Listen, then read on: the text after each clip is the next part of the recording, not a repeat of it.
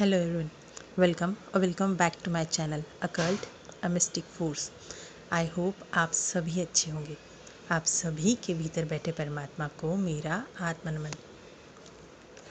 Actually मैं ना किसी और टॉपिक पर वीडियो बनाने जा रही थी, पर अचानक से मन किया कि वीडियो नहीं बनाते हैं, ऑडियो रिकॉर्ड करते हैं और उस टॉपिक पर बनाते हैं जो सबके दिल के बहुत करीब है। प्यार एक ऐसी भावना जो हमें भीतर से शुद्ध करती है। और जब प्यार की बात हो रही है तो राधे कृष्ण की बात ना हो, क्या ऐसा हो सकता है भला? नहीं ना। राधे कृष्ण प्रेम की पराकाष्ठा, सच्चे प्रेम की मिसाल। हम सबको हमेशा से उनका प्यार, उनका बॉन्ड, उनकी कहानियाँ अपनी ओर आकर्षित करती आई है और आगे भी उनकी ये कहानी हमें अपनी ओर आकर्षित ही करेंगी, क्योंकि उनका प्रेम समझे बिना हम सच में सच्चा प्रेम समझ ही नहीं सकते, है ना। जब कभी सच्चे प्रेम की बात की जाती है, अनकंडीशनल लव की बात की जाती है, तो सबकी ज़बां पर सबसे पहला नाम आता है राधे कृष्ण का। मेरा ना ऐसा मानना है, जितने भी लोग प्यार में होते हैं ना, वो खुद ब खुद ही राधे कृष्ण से, या यूँ कहें कि राधे कृष्ण उन्हें खुद से जोड़ ही लेते हैं। एंड बिलीव मी फ्रेंड्स, उनसे जुड़े बिना आप सच्चा प्यार कभी सीख ही नहीं सकते।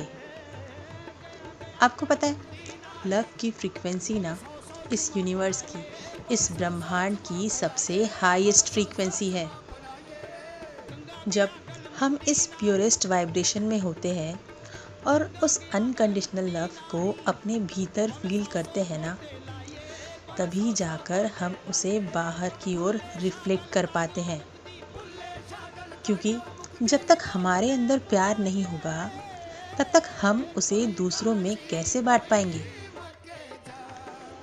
इसीलिए सबसे पहले आपको उस परम तत्व को अपने भीतर महसूस करना होगा, उसे अपने भीतर उतारना होगा, तब कहीं जाकर आप उसे दूसरों में बांट पाओगे। आई नो, सबका अपना अपना पर्सपेक्टिव होता है और प्यार को लेकर सबकी समझ भी अलग होती है। सब अपने अपने लेवल पर इसे समझते हैं और मैंने भी इसे समझने की कोशिश की है। मुझे बताइए, क्या ईश्वर, क्या भगवान आपकी दान दक्षिणा के भूखे हैं, आपके चढ़ावे के भूखे हैं? वो नहीं ना। ईश्वर भी आपके भाव के, आपके प्रेम के भूखे हैं, क्योंकि वो भी प्रेम को पूजते हैं। उनके लिए भी प्रेम पूजनीय है। तभी तो उनका प्रेम ही उनकी शक्ति है। भोले बाबा की शक्ति माता पार्वती, श्री कृष्ण की शक्ति राधा रानी, श्री राम की शक्ति माता सीता। इन सभी ने अपने प्रेम का, अपनी शक्ति का बहुत सम्मान किया है, उसे पूजा है। और इन सभी ने अपने प्रेम को प्राप्त करने के लिए कठिन से कठिन परीक्षाएं भी दी है। और मैं इन सब से जो सीख पाई हूँ और मेरी जो प्यार को लेकर अंडरस्टैंडिंग है, वो ये कि प्यार किसी बंधन का मोहताज नहीं। बिना किसी स्वार्थ, बिना किसी शर्त भी प्यार किया जा सकता है। बिना देखे, बिना सुने और बिना स्पर्श किए भी अपने प्यार को निभाया जा सकता है, उसके प्रति समर्पित रहा जा सकता है। किसी को पा लेना ही प्रेम की संपूर्णता नहीं, बल्कि उस प्रेम को अपने भीतर महसूस करना, उस प्रेम के प्रति संपूर्ण समर्पित हो जाना, उसके प्रति सच्ची भावना रखना, उसे किसी बंधन में बांधने की कोशिश ना करना, उसे मुक्त कर देना। उसकी यात्रा में बाधक ना बनकर उसकी शक्ति बन जाना, ये प्रेम है। जिन्हें भी ये लगता है ना कि प्यार कमज़ोर कर देता है, प्यार इंसान को कहीं का नहीं छोड़ता, उन्होंने असली मायने में प्यार की शक्ति कभी समझी ही नहीं। जबकि सच तो ये है कि प्रेम तत्व या प्रेम की ऊर्जा इस समस्त ब्रह्मांड की सबसे हाईएस्ट ऊर्जा है, सबसे प्योरेस्ट एनर्जी है, क्योंकि वो आपको बांधता नहीं बल्कि वो आपको मुक्त कर देता है, आपको अपनी अंतरात्मा से शुद्ध कर देता है। जिन्हें भी ये लगता है ना कि फिज़िकल टच से ही प्यार की पूर्णता है, तो मैं उन सब से यही कहना चाहूँगी कि ऊपर उठिए इस सोच से, क्योंकि सच तो ये है कि प्यार इस फिज़िकल टच का भी मोहताज नहीं है। कभी किसी की रूह से जुड़कर देखिए, उसे अपनी आत्मा में बसा कर देखिए, तब आपको उसकी दूरी भी दूरी नहीं लगेगी। आप बिना छुए भी उसे हर वक्त अपने नज़दीक ही पाएंगे, आप उसे अपने भीतर ही महसूस करने लगेंगे। उसका बस एक ख्याल आपको खुशी से भर देगा, आपके चेहरे पर मुस्कुराहट ले आएगा। आप हर वक्त उसकी प्रेजेंस अपने अंदर ही फील करेंगे।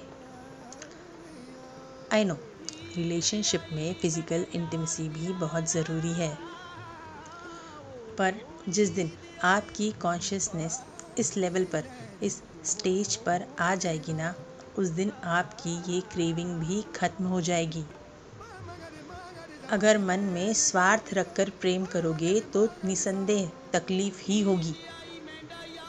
बस एक बार निस्वार्थ भावना के साथ प्रेम कर देखिए, आप एक अलग ही सुकून, एक अलग ही शांति का अनुभव करेंगे अपने भीतर।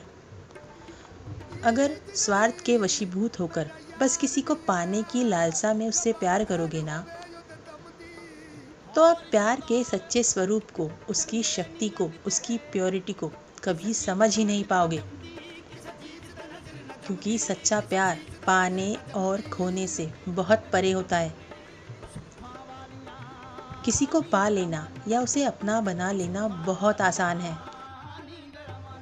पर मिलने की आस ना होने पर भी किसी के हो जाना और अपनी आखिरी सांस तक बस उसी के बने रहना बहुत कठिन।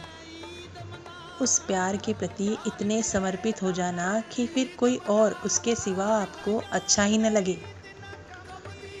उसे अपनी आत्मा में इस तरह बसा लेना मानो वो आप ही हो।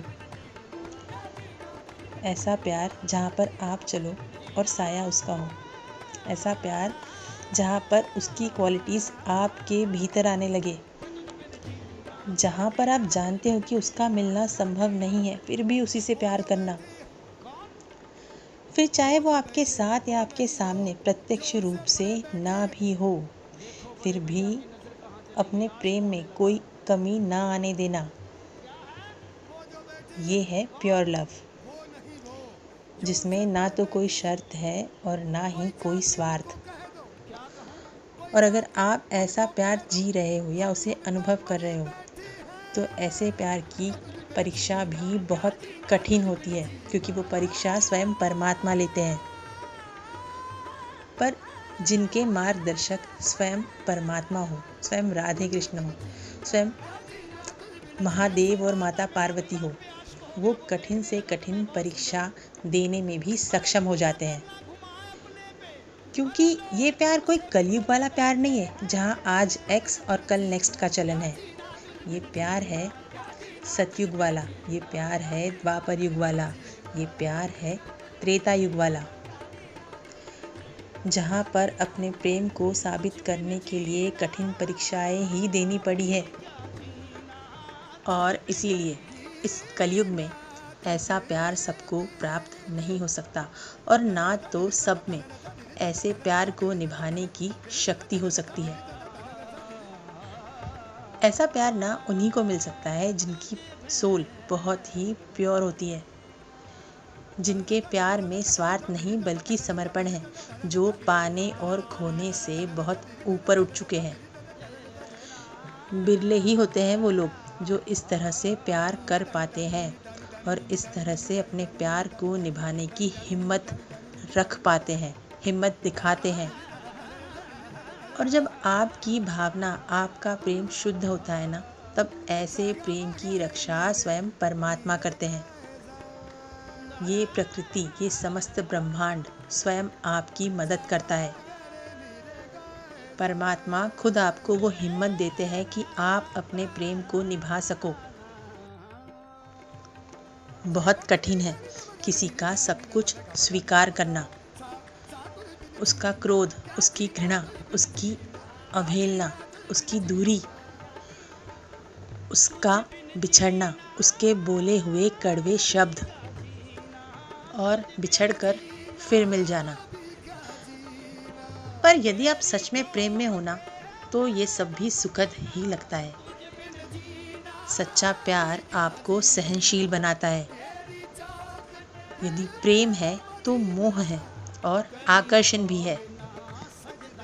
प्रेम का दूसरा रूप ही शक और जलन भी है। और जिस प्रेम में शक और जलन ना हो, वो प्रेम कैसा? जिसने प्रेम में मिली पीड़ा, दर्द और विछोह को स्वीकारा ना हो। बहुत क्रोध होने पर भी जिसने अपने क्रोध को अपने प्रेम के लिए शांत ना किया हो, जिसने अपने आंसुओं से अपने रिश्ते को सहेजा ना हो, संवारा ना हो, अपने प्रेम को खो देने के भय से टूटकर पुनः जुड़कर अपने प्रेम को सहेजना ना सीखा हो और कभी छोड़ जाने के बाद पुनः ना लौट आया हो, वो आपसे प्रेम कर ही नहीं सकता। जो आपसे प्रेम करेगा ना, वो आपकी सारी गलतियां भुलाकर आपको हर हाल में स्वीकार करेगा। और ऐसा केवल वही कर सकता है जो आपसे अथाह और निस्वार्थ प्रेम करता हो। जब आपका सच्चा प्यार आपकी लाइफ में एंटर करता है ना,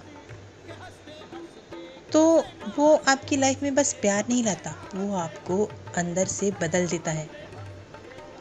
वो उलझन या हलचल नहीं लाता, बल्कि वो सुकून और सच्चाई लाता है। वो आपके अतीत को नहीं टटोलता, बल्कि वो आपके जख्मों में छुपी हुई ताकत को देखता है। उसकी मौजूदगी आपको उठने, आगे बढ़ने और सफल होने की प्रेरणा देती है। और ये सिर्फ रिश्ता नहीं होता, ये साझेदारी होती है। आपको आपके सबसे बेहतर रूप तक पहुंचाने की साझेदारी। ये होता है सच्चा प्रेम। अगर आपके अंदर खामोश रहकर भी अपने प्यार को निभाने की ताकत है, विपरीत परिस्थितियां होने के बाद भी अगर आप अपने प्रेम के प्रति समर्पित हो, आपकी भावना, आपका प्रेम यदि उसके प्रति सच्चा है, तो समझ लीजिएगा आप ईश्वर के बेहद करीब हो। मेरी बातें और मेरी समझ शायद सबकी समझ में ना आए, पर फिर भी जिन्हें समझना है वो समझ ही जाएंगे। ये सीखा है मैंने भोलेनाथ और माता पार्वती से, ये सीखा है मैंने राधे कृष्णा से, ये सीखा है मैंने भगवान श्री रामचंद्र और माता सीता से। क्योंकि हम जिन्हें मानते हैं उन्हीं से तो सीखते हैं। ये सब मेरे गुरु हैं और यही है प्यार को लेकर मेरी सोच। आप बताइएगा, आप क्या सोचते हैं इस बारे में? मिलते हैं अपनी नेक्स्ट वीडियो में। तब तक के लिए खुश रहिए, अपना ख्याल रखिए, स्वस्थ रहिए, प्यार कीजिए और प्यार ही बांटिए। हर हर महादेव। जय माता दी।